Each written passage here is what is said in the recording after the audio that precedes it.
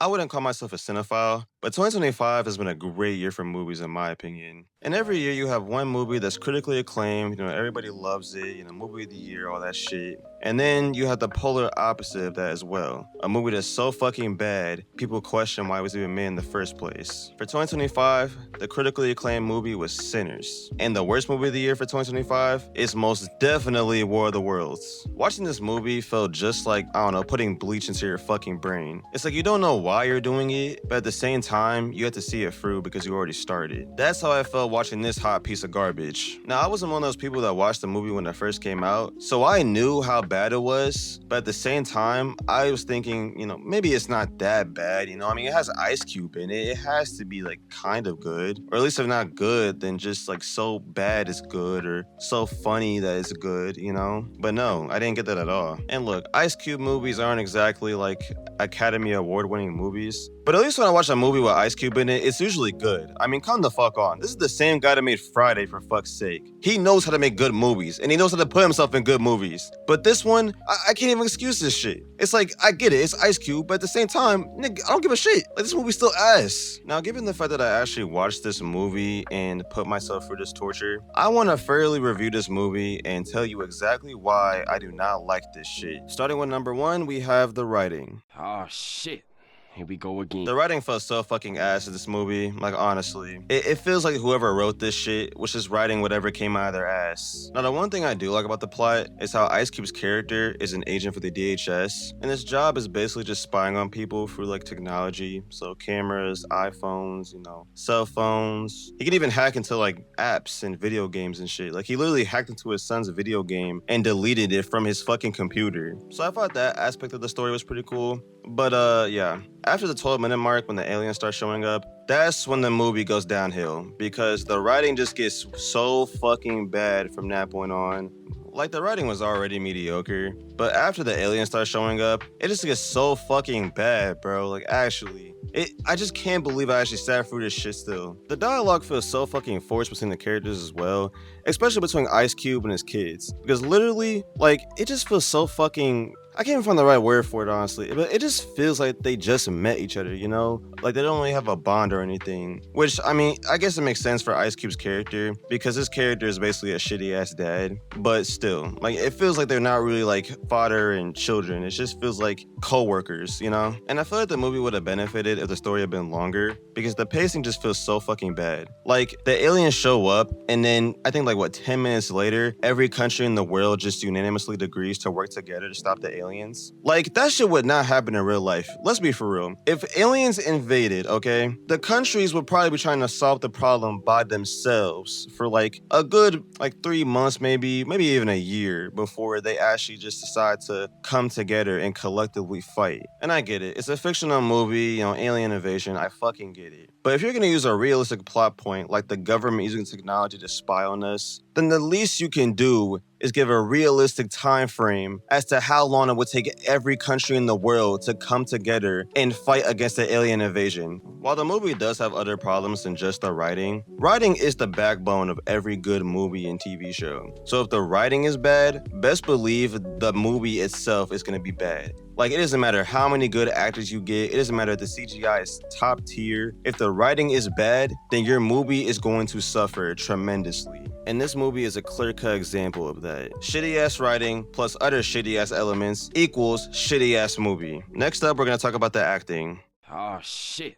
Here we go again. Now, the actors themselves aren't bad, but the lines that they're going off of just make them come off as bad. Especially Ice Cube. I feel like he suffers the most from this shit. Like, Ice Cube is a good actor, okay? I feel like I shouldn't have to defend that. But with this movie, I actually have to defend this shit now. Now, obviously, Ice Cube peaked in the 90s and early 2000s when it comes to acting. But even then, I mean, he still has good movies nowadays. He's just older. He's not gonna hit the same as he used to back when you were a kid, watching Friday or Next Friday or Are We There Yet, But I'd be lying if I said watching this movie did make me think to myself, Ice Cube should just fucking retire.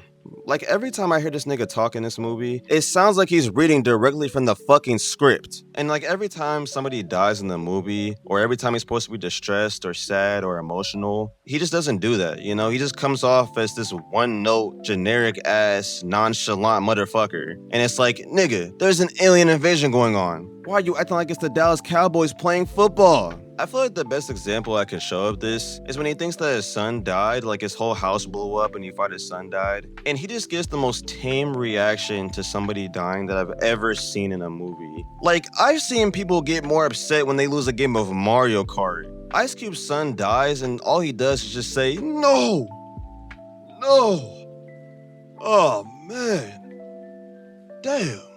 Like, what? What the fuck is that? Nick, your son just died and that's all you have to say? I don't know if this was like a humiliation ritual for Ice Cube or something, but at this point in his career, his son is a better actor than him, which isn't a bad thing. His son's actually a good actor. But still, sadly, Ice Cube just can't carry a movie by himself anymore. And you know what? That's been the case for years now, honestly. It makes sense why he went to voice acting because, yeah, live action movies just aren't his thing anymore. Everybody else did a mediocre to serviceable job, which isn't bad at all. You know, that's definitely better than what Ice Cube did. But besides that, the acting still drags the movie down by a lot. Next up, we have the CGI. Oh, jeez. Oh shit.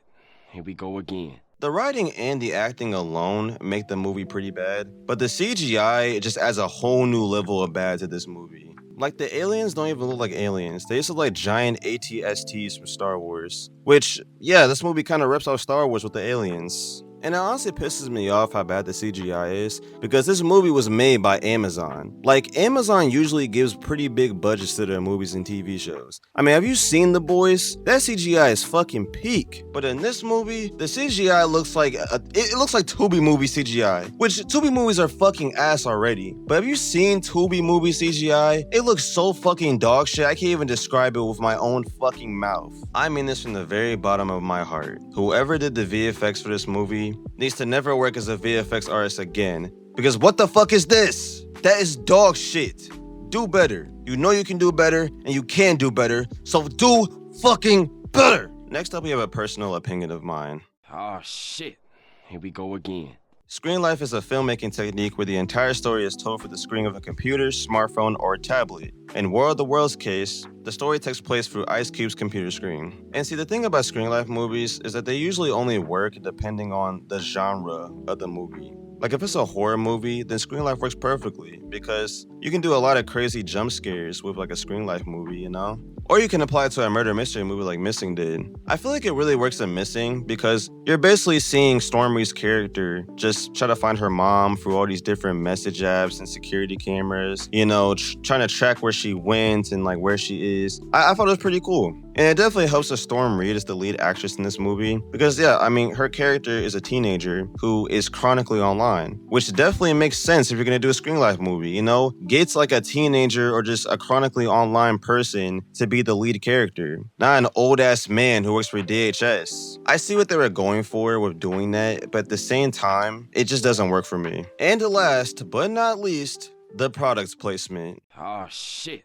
Here we go again. Let me set the tone for you. So towards the end of the movie, Ice Cube has a plan to use his daughter's cannibal code in order to take down the Goliath system that he used to spy on people. So then in order to get that cannibal code over to him, Devin Bostic uses his Amazon drone to fly the USB stick that is carried on over to him. And while he's flying for the city and dodging the aliens and all that shit, the drone falls on the floor on his back. And next to the drone is a homeless guy. And after trying to bribe him with free internet for a year, the only way they can get him to get up and turn the drone over is by giving him a $1,000 Amazon gift card. What the fuck? If you've seen the movie, then offering him free internet for a year is already stupid because the aliens shut down the fucking internet. But a $1,000 Amazon gift card? Are you fucking kidding me? What kind of product placement is this? Like, what the fuck is a homeless guy gonna do with an Amazon gift card? That's like giving a starving dog a piece of dark chocolate. It just doesn't make any fucking sense. I sat for a lot of dumb shit while watching this movie, but this is definitely like top 3 for me in this fucking movie. Because not only did they try to bribe him with free internet for a year, when he probably doesn't even have a fucking cell phone plan to begin with. What the fuck is he gonna do with free internet for a year? But on top of that, they offered him a $1,000 Amazon gift card. What the fuck is he gonna do with that? Like literally, he can't do anything with that. It's fucking worthless to him basically. But that's just one example as to how much product placement there is in this movie.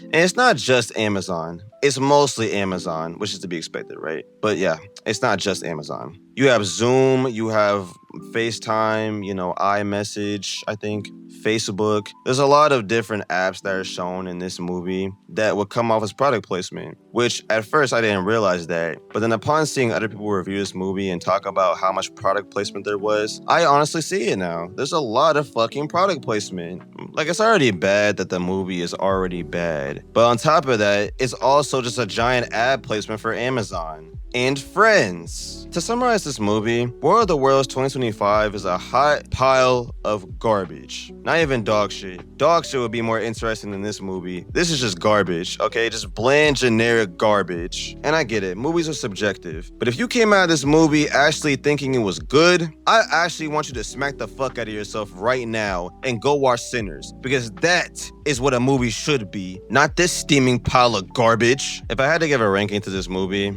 it'd be a 0 out of 10. Like, honestly, just a 0. A fucking 0. This movie has no replay value. The writing's ass. The acting is mediocre or ass. The CGI was ass. The product placement was way too fucking much. I'd rather watch Missing. And on top of all that, I didn't even laugh at this movie. If it was funny bad, then I'd probably give it a 1. But this movie is just stupid bad. Like, it's so fucking stupid. I just can't believe actual people sat down and made this movie. But yeah, 0 out of 10. Would not recommend. If you still want to watch it, then go ahead. I'm not your fucking dad. And that is a wrap on this video. As usual, guys, it's been Xavier Rants coming at you with Rants. Be sure to like and subscribe if you enjoyed the video. And if you want to give me ideas for my next video, go ahead and hit that Discord link and put it in the ideas channel. Other than that, adios.